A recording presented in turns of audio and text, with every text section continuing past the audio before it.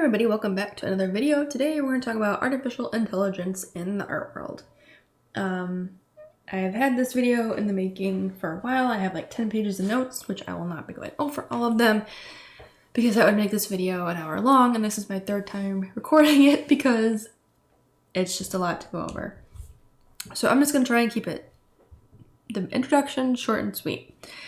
I'm only making this video now because things have calmed down a bit. I've kind of like watched this evolve. I watched this change. I watched this play out within the legal fields, within, I guess, I don't want to call them white hackers, but within the coding and programming people, how they're fighting back on the other, like against the AI by putting an algorithm in. If your image is put in, it breaks the whole fucking thing. It's just freaking crazy. All right. So, but it's at a point where I don't mind talking about it without people flipping out and going absolutely insane. All right. So we're just going to start with the too long didn't read, which is artists just don't want their stuff in here. All right. They don't want their images put in the algorithm without their permission, or it can misrepresent their brand, and it can misrepresent what they actually have done and have not done and stuff like that. That's really the too long didn't read. That's where 90% of the complaints came from, was people were putting art in the algorithm that they didn't want, that the artists themselves didn't want to be part of. That's 90% of the issue.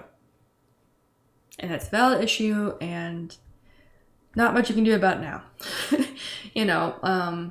Unless you're Disney and you decided to tell the AI generators to take out Pixar and Disney in their prompts because people were making some very interesting fake Pixar and Disney posters. And Disney did not appreciate that because it's a reflection on their brand, even if they didn't make it, and they got very upset about that. Rightly so in many cases, but that goes back to the legal issue of how it's being used. But outside of that, legally speaking, I think that there was a missed opportunity for a lot of these AI systems to make open calls for, or reach out to people like, hey, do you have any artwork or photographs or anything that you no longer want to utilize and want to allow us to put in this algorithm for this purpose? If they had approached it this way, I think it would have been so much better in the long run, because who wouldn't want to be like part of this really cool technology? I mean, it is neat. No matter what side you are on, it is pretty cool. And I think if all those legal issues were not on, like didn't exist, people would be loving this and having fun. I mean, they're already having fun, but more people would be having fun. So that's that. Legally speaking, things have changed. Like I did mention, there are legal implications of the AI being used to misrepresent someone's brand. In the case of Disney Pixar, that's a huge issue because they have a brand image to maintain, and when that gets ruined by copycat stuff through the AI system, they're probably not going to be too kind to whatever system that person was using. Whether it was Midjourney, Stable Diffusion, or Adobe Firefly. I don't think it was Firefly. I'm guessing it was Midjourney or Stable Diffusion, because those are the two big ones that I'm aware of. I know there's many, many more, but those are the most popular.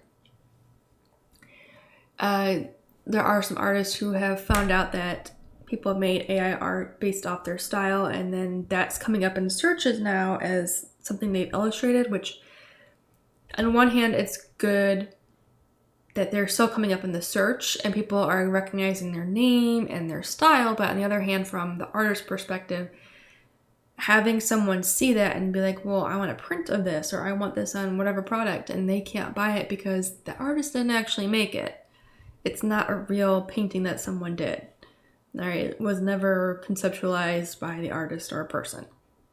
That kind of creates a really interesting dynamic between the customer and the artist, because you don't want your customer coming to you based off discovery off of things you never made, but it looks like you did.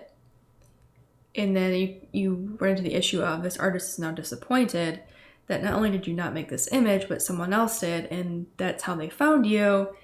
And their perception of you is, well, what other art is like this? What, you know, I don't want to say it's mistrust, but it's not intentionally misleading somebody.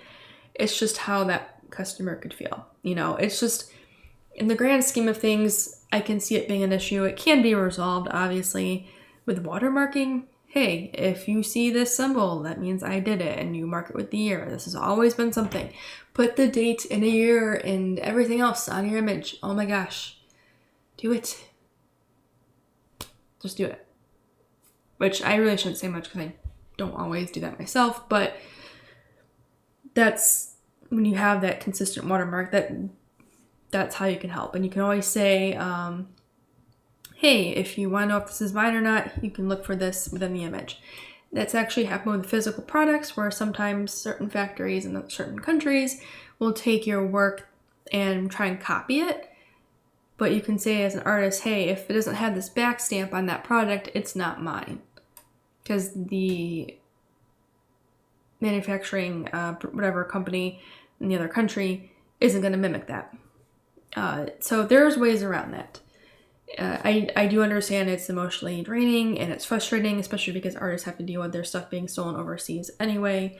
You know, it's just like another thing to worry about, but at the same time, you need to worry about what you can control, deal with the things as you can deal with them, but your fan base isn't going to just stop following you because of these things. You know, if anything, they're going to support you more. So with that kind of like legal branding type issue out of the way, we're going to move on to jobs. So Adobe Firefly is actually, you know, it's free. You can go make an account and try it and all that stuff. This is not sponsored or anything, by the way. This is just something I've been using because it was easily accessible, because I didn't feel like doing Midjourney or Stable Diffusion. I just wanted just something simple, okay? This is not taking anyone's job away. You can see by these images, yeah, they look cool on, you know, the quick look, but if you go and just, you can tell that these are not to be used for final work. It's just, you're gonna need so much work for this.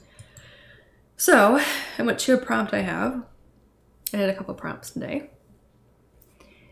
I have anime, cyberpunk, cute rabbit ears, and on a motorcycle. First of all, I didn't want a rabbit.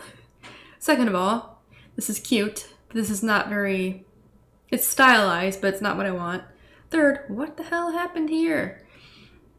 These are not images that you're going to be using as final production images. Even if you go back and Photoshop some of this, unless you're an independent person who is just very small, there's no way this is going to make it to final production as is.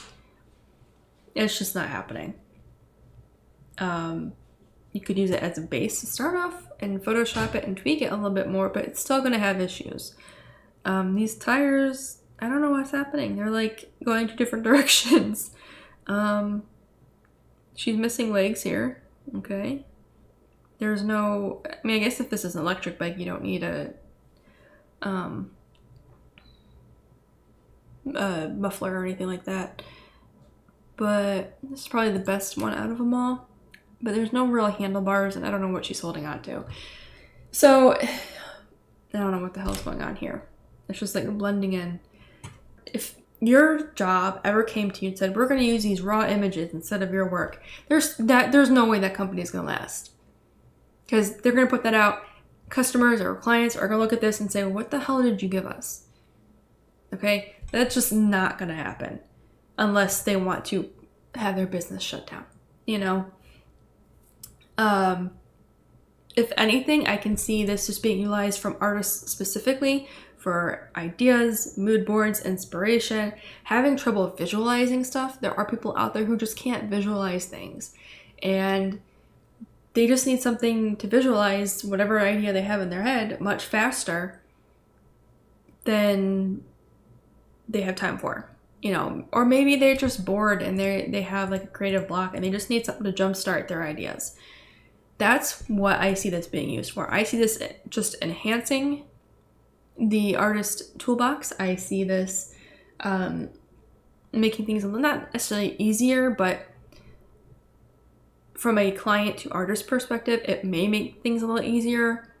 So the client can say, hey, I'm looking for something in this type of style, these type of colors, this mood, but I don't want it like that. I don't want this bunny facing here. I want a bunny with arms and legs, you know, but I like the idea of cybernetic arms, you know. That's a concept they can take to an artist and say, this is what I was thinking about. I just want it in your style, or I want you to finish this off, make this cool, make it look good, make it look cohesive, you know.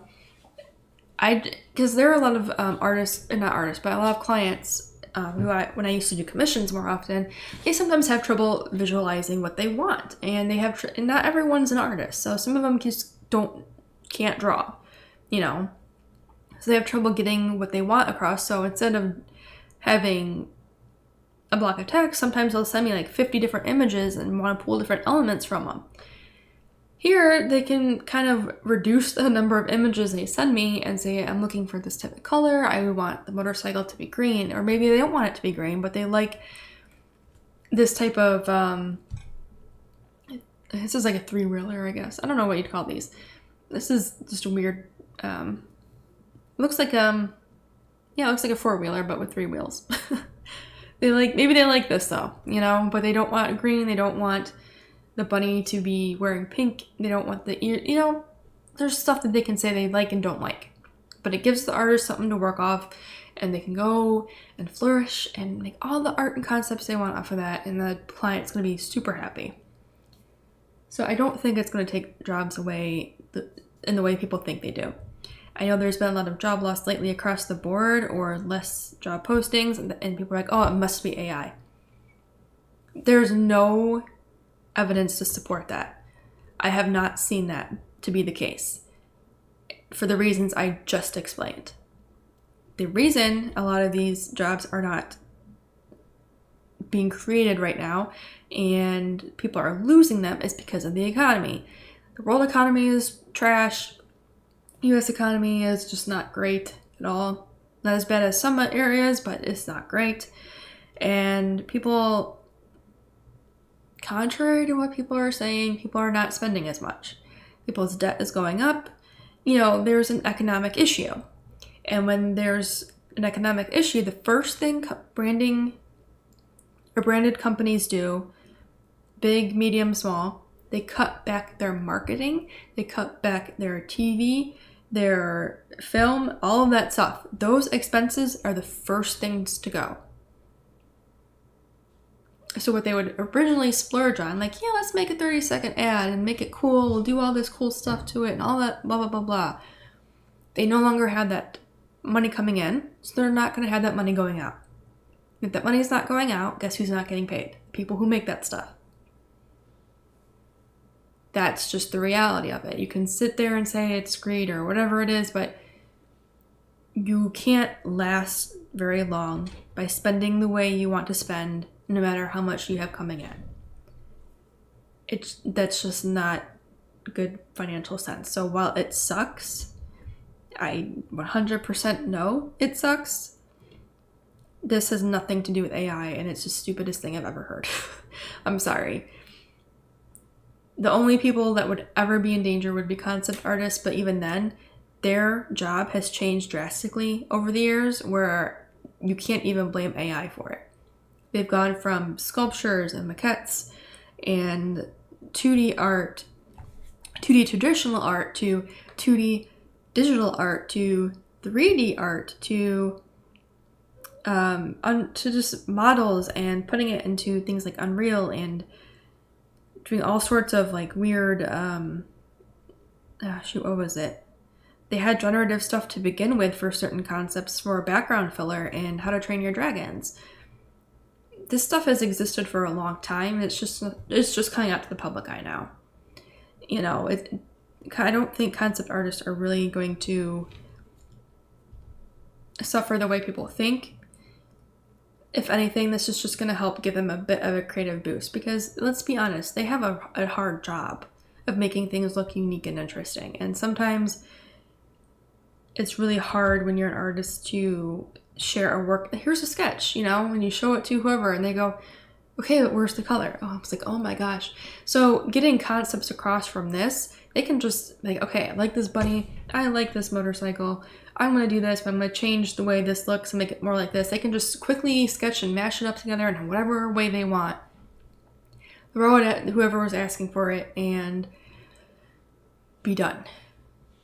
You know, it just saves them kind of like, I don't even want to say it saves them time because they still have to come through and get the prompts going the way they want. It doesn't really save you any time because it kind of goes through and you have to get the prompts the way you want. Like, this is a little crazy. I don't like this at all. It looks ugly.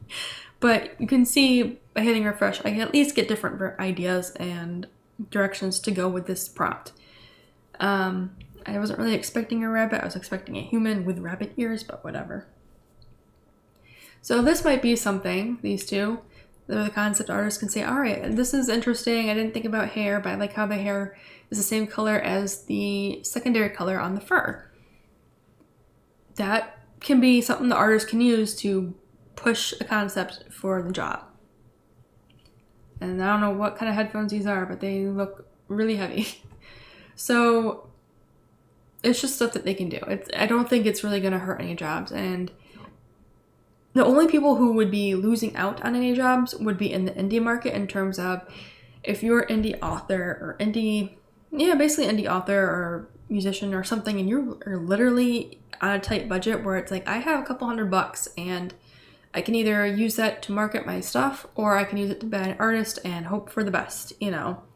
This is who's going to use it. You know, I've said before, it's a poor man's tool first and foremost. For that reason, because that's the person that's going to be on the tightest budget possible and is looking to cut corners to save money on their projects, to produce them as best they can without breaking the bank until they get more income in and they can afford to actually spend more. That's all I can see happening. But even then, a lot of artists that I see using this in that indie space who don't have the artistic skills, they still need someone to go and finish and clean this up anyway. You know, like, where did her arm go? What happened here, you know? So they're still going to go out and find someone to edit this and fix it up. And that's still money that they have to pay. There's no, like, I don't know if I would ever do it, but let's say I did. Let's say I had someone bring this image to me and say, hey, can you clean this up and finish off the arm and tweak this here? That's probably going to be $50 to $100. Now, that's actually pretty good money for me, for something to I don't know how long it's going to take. Maybe it takes a day, maybe it takes a couple hours, depending what they're asking. But at minimum, I would start this off at $50 to start editing this to some basic edits. You can make a whole job off of that. And I don't think that would be a job loss. I think that would be a job creation. That's what people used to do back in the day with Photoshop. They would do small edits on people's photos, small edits on people's vacation photos more specifically. So that's not a job loss to me. That's actually bringing back something that people used to do all the time anyway. Even in the corporate world, like I said, it's just, I don't see this as people losing their jobs. Now, there's other generative AI stuff, like for programming and things like that. Oh my God, I cannot imagine a programmer's face when they've been doing this for so long. They use ChatGPT to generate some programming things, and it's a freaking mess. There are like 20 different ways to program one thing, and what you want is the cleanest looking code that makes sense versus the most complicated code to change the color of the first letter in your sentence. So it's a learning tool, it's an inspiration tool, it's a let me just get something done real quick tool, all right? And most likely going to be the poor man's tool, who doesn't have a lot of money to spend, who doesn't have a lot of time, who doesn't know what they want, okay? And now that we're done with covering like the job part, I guess to talk about future about all this stuff, I really don't see this hindering anybody artistically, aside from brand recognition issues and having your stuff in the algorithm when you don't want it to be. Let me actually change this prompt to something really goofy. Alien world. If anything, it's just going to help people get inspiration and ideas and see how something is going to look before they actually spend, 10 hours drawing it. Though, to be honest, you should kind of get an idea anyway, but some people can't visualize things. This is not an alien world. So it's really just that. It's just a tool to get ideas, to have fun, which is something that is the sole reason I see people messing with this, is it's fun. It's a character customization type thing where you can sit there for hours and just mess with it and get unlimited results. I mean, if you've played The Sims or Fallout or any of those types of games where you can customize a character before you start playing, how long did you spend on that? You didn't have to. There are pre-made assets and stuff already there, but you still spent time doing it because it's fun. You wanted to see what you could do. You wanted to see the limitations or things you never thought about. You know, that's it. It's just fun to make things. And that's, I think, where the root of people who like AI are coming from. They're having fun. So they're having fun. They're able to just make up some weird prompt, put it through a system, get some random images. Some of them are going to look really funky, and some of them are going to look really cool. And sometimes it's just not going to work the way they want without hours of figuring this out. So this is actually kind of cool. You know, it's just, that's all this is. You know, I think people are more scared about this because of the fact it can take away from artists in some way, and I don't really see that. If your fan base leaves you, then something else is going on. All right, that means if your fan base left you just to follow images of this one rabbit that's generated by AI, there's something about this image that's meeting a need that they have that your art isn't. Is it that your stuff is not as creative as you thought it was? Is it not fun? Is it not entertaining? Is it not bringing them to a world that's really weird and different? You know, people, especially certain... I see this a lot with artists where the stories, it's not that they're predictable, it's that it's not fun anymore. It's so predictable that you're like, okay, but I see this all the time now, and it's, I don't want to say it's a trope, but it's a theme that is no longer, I don't know, people look at your art and they look at your stories and they read them and stuff because they want to have fun and be transported somewhere else. And a lot of that today is non-existent because you are only halfway transported somewhere else before you're pulled back into reality by something that someone says or does within that story or within that art. And it's just, it's exhausting to have that happen so many times that you just abandon that completely as a fan or a customer or a client. So when I see artists complain, well, why would you like this? Look at this, there's so much wrong. It's not the accuracy that people care about with this. They obviously don't give a shit. I mean, I'm sorry, but look, I mean, she's got ears all over the place, all right? But it's fun and it's goofy. There's something about it that's just fun and goofy. I think part of it too is the imperfections make it more fun. It makes it fun. Like, it just, I don't know. I think people strive for too much realism today, and I think they don't know how to use it properly. They don't know how to make entertaining stories that bring you to another world. There's a lot of real life within the stories to the point where if I'm reading a story about sci-fi, the last thing I want to hear about is fucking 2020 and 2019 elections and people and illnesses and everything else. There's literally no reason I need to hear about that. You know, people want escapism for a reason. And if today's stories and art and everything else is not doing that, you know where they're going to go? They're going to go to this. They're going to have fun doing it. And when the people that they left get mad at them, that just solidifies the reason why they left to begin with. You know, but I don't think that this is going to replace artists in the long term. I don't think that, this is actually kind of cool. I don't think it's replacing anybody. It's just providing another outlet for fun and creativity, just like you would with a video game. And that's what the people are doing. They're just having fun with it and seeing what it can do.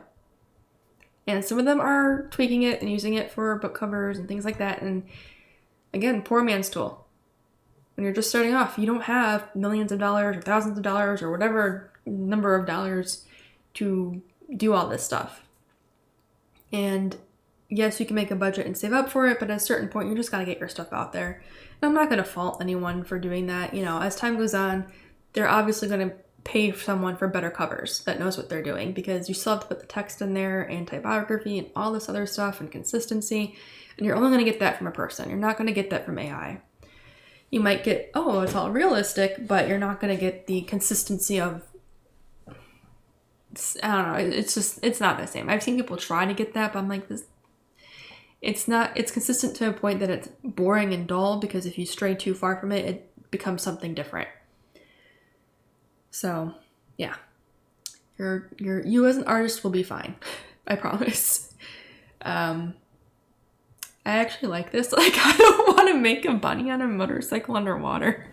Let me just put a helmet on her with oh shoot, I don't want like a space helmet. Oh no, I ran out of credits. Darn it. Alright, so I used up my free prompts today. That's okay. I wonder if I can go back. I can't go back. Can I save this prompt? I can't, I don't think. Oh well.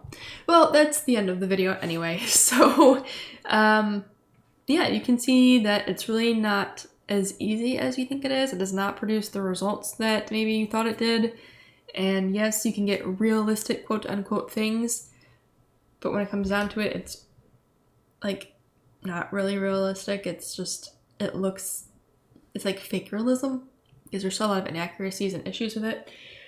But yeah, I might return to this in December to play more with that bunny idea though, because that was kind of fun. I don't know. But like I said, people are just having fun with it to see what they can do.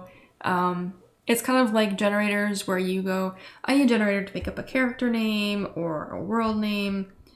And it's just adding a visual to it now. And, you know, I'm really not that concerned about it. I'm just not. So yeah, if you enjoyed this video, make sure to like and subscribe so you don't miss out on the next one. If you have any comments on the AI stuff or you want to share your thoughts about it, feel free. Just make sure to be chill, all right? It's okay to disagree. Like I said, I understand the reasons why people don't like it. The actual reasons are not that unreasonable. And yeah, thank you for watching, and I will see you in the next video.